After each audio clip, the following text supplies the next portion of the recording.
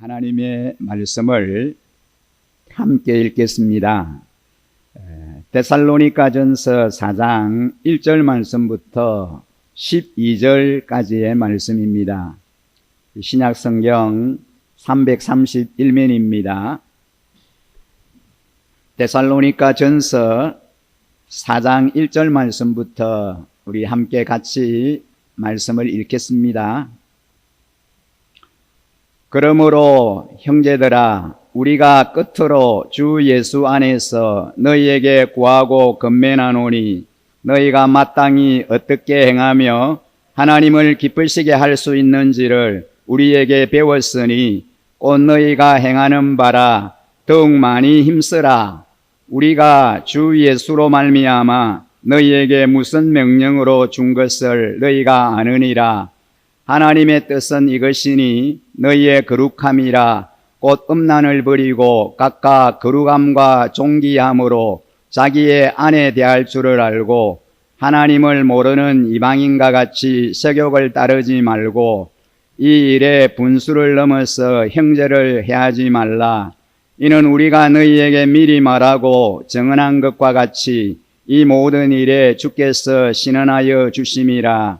하나님이 우리를 부르심은 부정하게 하심이 아니요 거룩하게 하심이니 그러므로 저버리는 자는 사람을 저버림이 아니요 너희에게 그의 성령을 주신 하나님을 저버림이라. 형제의 사랑에 관하여는 너희에게 쓸 것이 없음은 너희들 자신이 하나님의 가르치심을 받아 서로 사랑함이라. 너희가 온 마게도냐 모든 형제에 대하여 과연 이것을 행하도다. 형제들아, 그나노니 더욱 그렇게 행하고 또 너희에게 명한 것 같이 조용히 자기 일을 하고 너희 손으로 일하기를 힘쓰라. 이는 외인에 대하여 단정히 행하고 또한 아무 궁핍함이 없게 하려 함이라. 아멘. 새로운 달, 새로운 주일을 맞이하면서 우리 일신가족 여러분에게 안부를 전합니다. 2019년 상반기를 은혜 가운데 잘 지내고 새로운 하반기를 시작하는 주일입니다. 올해 남은 하반기에도 하나님께서 우리 일신가족 여러분의 삶과 가정, 교회 위에 놀라운 은혜를 부어주시기를 주님의 이름으로 간절히 축복합니다. 7월을 시작하면서 우리는 데살로니가 전서를 함께 묵상하고 있습니다. 오늘까지 데살로니가 전서를, 내일부터는 데살로니가 후서를 묵상하게 됩니다. 사도 바울은 데살로니가 전서를 통하여 그리스도인이 가져야 할 바른 삶에 대해서 말씀하고 있습니다. 특별히 세상의 끝인 말세를 살아가는 저와 여러분이 어떻게 살아야 하는지에 대하여 구체적으로 말씀하고 있습니다. 오늘 본문은 저와 여러분이 하나님을 기쁘시게 하는 삶을 살아라 라고 권면하고 있습니다. 여러분, 우리가 어떻게 하면 하나님을 기쁘시게 하는 삶을 살 수가 있겠습니까? 오늘 우리가 읽은 본문 1절 세번역에 보면요, 이렇게 기록되어져 있습니다. 같이 한번 우리가 읽어보실까요? 1절을 우리가 한 목소리로 같이 한번 읽겠습니다. 그러므로 형제 자매 여러분, 끝으로 우리는 주 예수 안에서 여러분에게 부탁하며 권면합니다. 여러분은 어떻게 살아야 하며 어떻게 하나님을 기쁘게 해 드려야 할 것인지를 우리에게 배운 대로 하고 있으니 더욱 그렇게 하십시오 라고 권면합니다. 우리는 하나님을 기쁘시게 하며 살아야 할 사람들입니다. 우리가 어떻게 하나님을 기쁘시게 할 수 있을까요? 여러분, 저와 여러분이, 또 우리 어린이들이, 또 우리 사랑하는 우리 청소년들이 어떻게 하면 하나님을 기쁘시게 하는 삶을 살 수 있을까요? 이거 여러분, 우리의 가장 중요한 중심사이지 않습니까? 우리의 관심사이지 않습니까?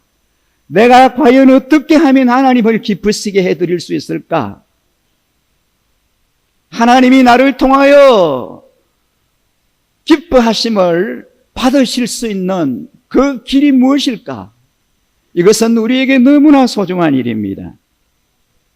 오늘 저는 하나님을 기쁘시게 하는 방법에 대해서 함께 말씀을 같이 나누고 싶습니다. 먼저 성경은 우리에게 거룩하게 살아라 라고 권면합니다. 우리가 거룩하게 살 때 하나님께 영광을 돌려드리고 하나님이 기뻐하신다라는 말씀입니다. 여러분 계획개정 3절에 보면은 하나님의 뜻은 이것이니 너희의 거룩함이라 그랬습니다.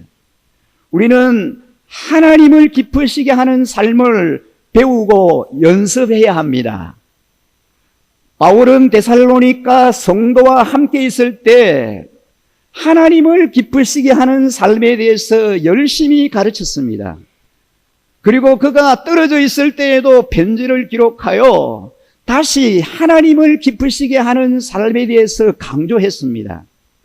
하나님이 우리를 부르신 목적이 있다면 무엇일까요? 여러분, 하나님이 저와 여러분을 하나님 앞으로 불러주신 그 부르심의 목적이 있다면 그것이 무엇일까요? 우리가 하나님 앞에서 거룩하게 살게 하기 위함이라고 믿습니다. 우리가 어떻게 하면은 거룩하게 살 수 있을까요? 우리가 목에 힘을 주고 목소리를 낮추면서 거룩하게 말하면 거룩한 사람이 될 수 있습니까? 그렇지 않습니다. 거룩하게 산다라고 하는 말은 구별되게 산다 혹은 다르게 산다는 뜻입니다. 거룩은 헬라어로 구분됐다, 구별됐다, 다르다라고 하는 뜻을 가지고 있습니다. 사랑하는 성도님 여러분, 사랑하는 우리 일신가족 여러분, 하나님은 거룩하신 분이십니다. 이때 거룩하신 하나님이라고 하는 말은 하나님은 모든 면에서 우리와 다르다라는 뜻입니다. 이 세상의 모든 것과 하나님은 다르기 때문에 구별되신 하나님이라는 뜻입니다. 하나님은 우리와 생각이 다르십니다. 그리고 하시는 일이 다릅니다. 모든 면에서 하나님은 우리와 다르신 구별된 분이십니다. 그렇지 않습니까? 인간은 죄로 오염되어 있습니다. 참으로 우리 인생은 지저분한 존재입니다. 사망을 향하여 달려가고 있습니다. 그러나 하나님은 생명의 본질로 충만하신 분이십니다. 영원하신 분이십니다. 그 거룩하신 하나님께서 저와 여러분을 향하여 거룩하게 살아라고 말씀하고 있습니다. 우리가 거룩하게 살기를 원하십니다. 우리가 다르게 살기를 원하십니다. 세상 사람들과는 구별된 삶을 살기를 원하십니다. 구약에 보면은 다니엘이 살던 시대는 하나님을 믿는 신앙에 대한 시험이 참 많았던 시대입니다. 그때 모든 사람들은 세상이 만들어 놓은 금심상 앞에 다 절을 했습니다. 그러나 다니엘은 절하지 않았습니다. 우상에게 절한 음식들을 먹지 않았습니다. 다니엘은 우상에게 절한 음식을 입에도 대지 않았습니다. 왜요? 하나님이 다니엘을 거룩하게 구별하셨기 때문입니다. 다니엘에게는 이런 거룩한 행위가 있었습니다. 다른 사람들은 금신상 앞에 다 절을 하는데 다니엘만큼은 절하지 않았습니다. 하나님 앞에 항상 기도했습니다. 여러분, 이것이 거룩한 삶입니다. 구별된 삶입니다. 차별화된 삶입니다. 주님은 저와 여러분들이 이 세상과 구별된 차별화된 거룩한 삶을 살기를 기대하시는 줄 믿습니다. 지난 주간은 우리 일신가족들의 시험의 주간이었습니다. 우리 청소년들은 학교에서 기말고사를 치르는 시험 기간이었죠. 공부하고 시험 치르느라 우리 학생들은 참 수고를 많이 했습니다. 이 청소년들 여러분들을 진심으로 축복합니다. 특별히 고3 학생들은 이번 시험이 내신에 들어가는 마지막이고 중요한 시험이었는데 정말 고생했습니다. 요즘 국어사전에도 올려져 있는 고3병이라고 하는 말이 있어요. 고3병, 고3이 되면서 두통이나 소화불량, 식욕 감퇴 등의 잔병이 자주 걸리는 현상을 말한답니다. 대체로 수능 공부로 인한 체력 약화와 수능 스트레스 때문에 발생한다고 그러죠. 스트레스가 모든 병의 시작이라고 그러지 않습니까? 오늘 특별히 지난주 시험을 치르고 이 자리 예배드리는 우리 학생들, 고3을 비롯해서 우리 청소년들, 오늘 예배의 자리에 나온 우리 청소년들을 좀 우리가 주님의 이름으로 축복했으면 좋겠습니다. 힘내서 열심히 하고 하나님이 주시는 지혜로 열심히 공부할 수 있도록 여러분 우리 청소년들 다 함께 좀 격려의 박수를 좀 보내드리면 좋겠습니다. 우리 일신 박수로 주일 예배의 자리에 나온 우리 고3들, 우리 청소년들 얼마나 귀합니까? 우리 자녀들이 하나님 앞에 이렇게 예배의 자리에 나와서 하나님을 예배하는 그 모습이 얼마나 귀하고 아름다운지요. 우리 하나님이 얼마나 기뻐하시겠습니까? 하나님께서 이들의 앞길을 탄탄대로와 같이 활짝 열어주시리라고 저는 확실히 믿습니다. 여러분, 우리 학생들만 스트레스가 있습니까? 그렇지 않습니다. 요즘 사람들이 각종 병에 힘들어합니다. 취업과 진로를 걱정하면서 생기는 대사병, 출근길이 두렵고 학교 가기가 겁나는 월요병, 그 중에서 제일 무섭다는 중2병. 여러분, 우리 모두가 쉽지 않은 일상을 살아가고 있습니다. 사랑하는 우리 일신 가족 여러분, 또 우리 청소년 어린이 여러분, 여러분의 일상에서 거룩을 회복하는 그런 은혜와 역사가 우리 안에 일어날 수 있기를 주님의 이름으로 간절히 축복합니다. 학생은 학교에서의 생활, 부모님과 친구와의 생활 속에서 다르게 살아야 합니다. 차별화되게 살아야 합니다. 남편은 아내는 남편과의 생활 속에서 다르게 살아야 합니다. 좀 차별되게 살아야 합니다. 세상 사람들과는 좀 차별되게 살아야 할 것입니다. 저와 여러분 모두가 다니엘의 영성을, 거룩한 영성을 회복할 수 있기를 주님의 이름으로 간절히 축복합니다. 여러분, 거룩은 구별을 의미합니다. 거룩은 다르게 사는 삶입니다. 어떤 면에서 거룩은 세상을 쫓아서 사는 삶이 아닙니다. 세상을 쫓아 살면 참 편할 수 있습니다. 그리고 즐거울 수 있습니다. 그런데 그 삶을 포기하는 모습, 이 모습이 바로 우리가 추구해야 할 거룩의 모습입니다. 다른 사람은 주일날 놀러 가는데 저와 여러분은 그 좋은 것을 포기하고 여기에서 더 좋은 것을 선택하였습니다. 오늘 더 좋은 예배를 여러분에게 드리는 하나님께서 오늘 이 예배의 자리에 나와서 더 좋은 편을 택하여 예배하는 저와 여러분에게 우리 하나님께서 놀라운 은혜와 큰 복을 주시리라고 확신합니다. 저와 여러분은 다르게 사는 존재입니다. 좀 차별화된 삶을 사는 사람들입니다. 우리 모두가 빡빡하게 살아가는 요즘입니다.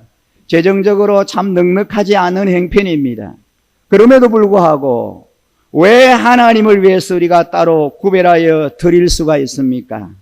나의 인생과 나의 번 모든 돈의 물질이 하나님의 것이라고 하는 고백이 우리 안에 있기 때문입니다. 다른 사람들은 이렇게 사는 것을 아까워합니다. 그렇게 살기 어렵다라고 얘기합니다. 손해본다라고 생각합니다. 그러나 우리는 따로 구별하여 하나님의 것을 드리며 다르게 살아가고 있습니다. 하나님이 우리의 모든 것을 책임지시고 하나님이 모든 것을 우리에게 주셨다라고 믿기 때문입니다. 우리의 시간도 마찬가지입니다. 새벽에 하나님께 드리는 기도의 시간은 특별히 첫 시간을 드리는 삶입니다. 하나님께서 새벽 미명에 우리를 만나 주시마고 약속하셨습니다. 저녁에 하나님의 전에 나와서 간절히 기도하는 시간은 하루의 마지막 시간을 하나님께 드리는 삶입니다. 오전이나 오후에 기도의 자리에 나와 기도하는 그런 시간은 하루의 중심을 드리는 시간입니다. 여러분, 시간을 드리는 게 그렇게 쉽지가 않습니다. 그러나 따로 구별하여 드리는 시간, 하나님이 기뻐하시고 즐겁게 받아주실 줄 믿습니다. 하나님을 향해 드리는 기도의 시간, 오늘 이 예배의 시간을 헛되다고 손해본다고 결코 생각하지 마십시오. 세상 사람과 다르게 사는 모습, 이것이 구별입니다. 하나님이 기뻐하시는 삶입니다. 우리가 거룩하게 살 때 하나님을 기쁘시게 할 수 있습니다. 하나님은 저와 여러분이 오늘 하루도 거룩하게 살기를 원하십니다. 우리의 삶이 하나님을 기쁘시게 하는 거룩한 삶이 되기를 주님의 이름으로 간절히 축복합니다. 다음으로 우리를 기쁘시게 하기 위해서 오늘 이 본문은 서로 사랑하라고 말씀합니다. 여러분, 오늘 우리가 읽은 본문에 보면은 9절과 10절의 세 번역에 교우들에 대한 사랑을 두고서는 여러분에게 더 쓸 필요가 없겠습니다. 여러분이 직접 하나님께로부터 서로 사랑하라고 하시는 가르침을 받았어요. 온 마게도냐에 있는 모든 형제 자매에게 그것을 실행하고 있기 때문입니다. 형제 자매 여러분, 우리는 여러분이 더욱더 그렇게 하기를 권면합니다라고 말씀합니다. 성경은 거룩을 말할 때 항상 이웃을 향한 사랑을 함께 말씀하고 있습니다. 깨끗하게 사는 것은 개인적인 거룩한 생활이고 사랑하는 것은 상호간의 거룩한 생활이기 때문입니다. 사도 바울은 그의 편지를 받는 원독자들인 데살로니가에 있는 성도들을 향해서 그동안 수고했으니 이제는 좀 쉬라고 그렇게 말하고 있지 않습니다. 오히려 더 많이 사랑하라고, 더 열심히 사랑하라고 말씀합니다. 사랑은 아무리 해도 지나치지 않습니다. 그러면 어떻게 사랑할 수 있을까요? 우리는 하나님에게 큰 사랑의 빚을 진 사람들입니다. 빚진 사람은 그 빚을 갚아야 합니다. 우리가 하나님에게 진 사랑의 빚을 어떻게 갚을 수 있을까요? 우리 주변의 형제와 자매를 사랑하면 됩니다. 하나님에게 사랑의 빚을 진 우리는 서로 사랑함으로 하나님에게 진 사랑의 빚을 갚아야 합니다. 사랑의 빚을 갚는 것은 쉬운 일이 아닙니다. 여러분, 사랑하는 것이 참 힘이 듭니다. 여러분, 사도 요한은 요한 1서 4장 18절에 사랑에는 두려움이 없습니다. 완전한 사랑은 두려움을 내쫓습니다라고 했습니다. 사도 요한은 이미 오래전에 이런 말을 했습니다. 그런데 현대의학과 심리학은 겨우 이제 성경을 따라서 이 사실을 시인합니다. 요한은 인간에게 있어서 가장 큰 두 개의 감정, 그러니까 사랑과 두려움에 관해서 이야기하면서 사랑에는 두려움을 이기는 힘이 있다라고 말씀합니다.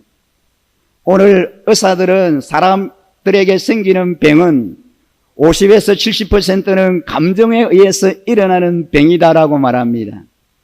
감정이라고 하는 것은 느낄 수 있는 능력입니다. 내가 아프다라고 하는 생각을 계속 해보십시오. 그러면 어떻게 될까요? 정말 몸이 아프게 됩니다. 병이 생겼어도 괜찮다고 생각하고 낫는다고 하나님이 낫게 해주실 것이다라고 생각하면은 병이 낫기가 쉽습니다. 우리는 뭔가 감정 또는 정신을 가지고 있습니다. 원래 우리의 모든 감정은 좋은 것이지만 그것 중에 어느 것 하나도 걷잡을 수 없게 되면은 나빠집니다. 지난 한 주간 우리 일신 가족들은 육신의 연약함이라고 하는 그런 그 어려움을 통과하였습니다. 우리 일신 가족들 중에 아픈 분들의 소식을 전해 들으면서 한 주간 기도했습니다. 우리가 계속하고 기도를 계속하고 있는 우리 우성이를 위해서 아들이 입원해서 치료받는 중에 급한 중보 기도를 요청한 한 자매와 그 아들을 위한 기도를 했습니다.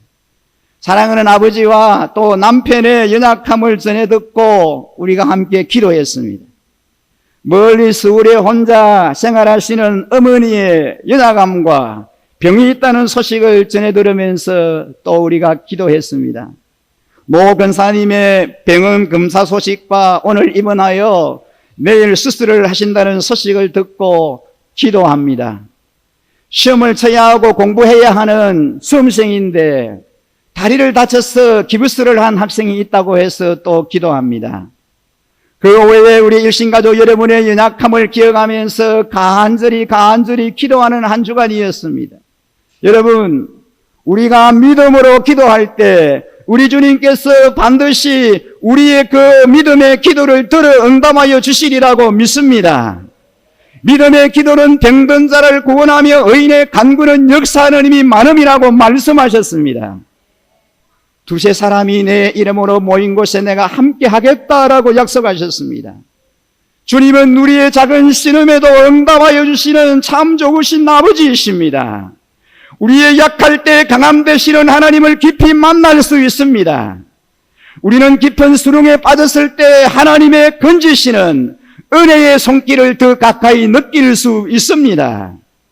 오늘 이 예배 시간에 전능하신 하나님께서 저와 여러분, 더 나아가 우리 가족들의 연약함을 회복시켜 주시리라고 믿습니다. 우리의 마음의 근심과 염려와 걱정을 우리 주님께서 회복시켜 주실 줄 믿습니다. 치유의 손길을 베푸사 즉시 회복시켜 주실 줄 믿습니다. 사랑하는 우리 일신가족 여러분, 육신의 질병보다도 더 무서운 건 마음에서 일어나는 두려움입니다. 사도 요한은 온전한 사랑이 두려움을 내어 쫓는다라고 말씀합니다. 이때 그 두려움이라고 하는 말 속에는 모든 파괴적인 감정이 담겨져 있습니다. 이 파괴적인 감정을 치료할 수 있는 약은 오직 사랑밖에 없습니다. 우리 마음속에 온전한 사랑을 가지고 있으면 우리 마음속에 자라나는 두려움이나 분노와 시기와 실패와 죄의식이 물러납니다. 혹시 우리 마음속에 부정적인 감정과 무너지는 마음을 사랑으로 이겨내시기 바랍니다. 우리의 마음속에 악한 감정을 몰아내는 방법을 함께 살펴보고 싶습니다. 저는 여러분에게, 우리 성도님들에게 감사와 칭찬을 말씀드리고 싶습니다. 2019년을 시작하면서 벌써 반이 지나갔습니다. 지난주에 올 하반기 시작을 하였습니다. 오늘은 7월 첫 주일입니다. 지난 반년 동안 하나님께서 베푸신 은혜를 기억하며 감사하는 시간을 한번 가져보십시오. 다음 주일은 상반기 지난 날들을 돌아보며 하나님께 감사하는 맥주 감사주일로 우리가 지키게 됩니다. 하나님께서 여러분 개인의 삶과 가정과 사역과 섬김의 현장에 베푸신 그 은혜를 하나하나 기억해 보면서 감사를 찾아보십시오. 저는 하나님께서 베푸신 은혜를 생각해 보면서 정말 너무나 감사할 일이 많다는 것을 고백합니다. 우리 성도님들을 통해 받는 과분한 사랑과 은혜가 정말 눈물겹습니다. 부족한 종을 염려하여 베푸시는 그 사랑의 손길 그 무엇으로 다 보답을 하겠습니까? 오직 기도로 갚을 수밖에 없습니다. 사랑하는 우리 성도님 여러분, 우리의 입에서 감사하는 말들이 나올 때마다 우리의 마음에 있는 부정적이고 나쁜 감정들이 하나씩 사라지게 될 것입니다. 그리고 우리가 서로를 향하여 칭찬해 보십시오. 칭찬을 통하여 우리는 사랑의 감정이 전달되고 우리 안에 있는 긍정적인 감정들이 싹트게 될 것입니다. 여러분, 우리 자신을 한번 생각해 보실까요? 누가 우리를 칭찬해 주고 인정해 줄 때 우리가 교만해지기보다는 오히려 더 겸손해집니다. 내가 정말 이런 칭찬을 받을 만한 사람인가 내 자신을 생각하게 됩니다. 좀 더 잘해서 실망을 주지 않게 살아야지 하는 그런 생각을 우리가 가지게 됩니다. 사람은 누구나 다른 사람에게 인정을 받고 싶어하는 마음이 강하기 때문에 다른 사람에게서 그것을 받지 못하면 우리는 자신에게 그것을 줍니다. 그러니까 우리 스스로 자신을 칭찬하고 확대하면 결국은 자만해집니다. 반대로 인정받고자 하는 그 기본적인 욕구가 다른 사람으로부터 채워지게 되면 그야말로 그 사람은 겸손해집니다. 여러분, 우리가 이웃을 겸손하게 만들고 싶습니까? 기회 있을 때마다 칭찬해 보십시오. 그러면 그 이웃이 겸손해질 것입니다. 여러분, 주변의 사람들을 칭찬해 보세요. 여러분의 자녀들을 마음껏 칭찬해 보세요. 그 칭찬을 통해서 여러분 주변 사람들이 또 여러분의 자녀들이 사랑의 힘을 경험하게 될 것입니다. 오늘 저와 여러분이 하나님께서 기뻐하시는 모습을 오늘 이 본문을 통해서 함께 살펴보았습니다. 우리가 어떻게 하면 하나님을 기쁘시게 하는 삶을 살 수 있을까라고 하는 이 점에 대해서 잠시 말씀을 같이 나누었습니다. 남과 구별된, 세상과 구별된, 세상과 차별화된, 세상과 다르게 사는 거룩한 삶을 살아드릴 때 하나님은 우리의 그 모습을 통하여 기뻐하십니다. 하나님을 향한 거룩의 모습이 서로에게 사랑으로 전달될 수 있기를 간절히 소원합니다. 이런 우리의 모습을 통하여 하나님께서 기뻐하시는 그런 삶을 한날 한날 살아드리는 저와 우리 모든 성도님들 다 되시기를 주님의 이름으로 간절히 축원합니다.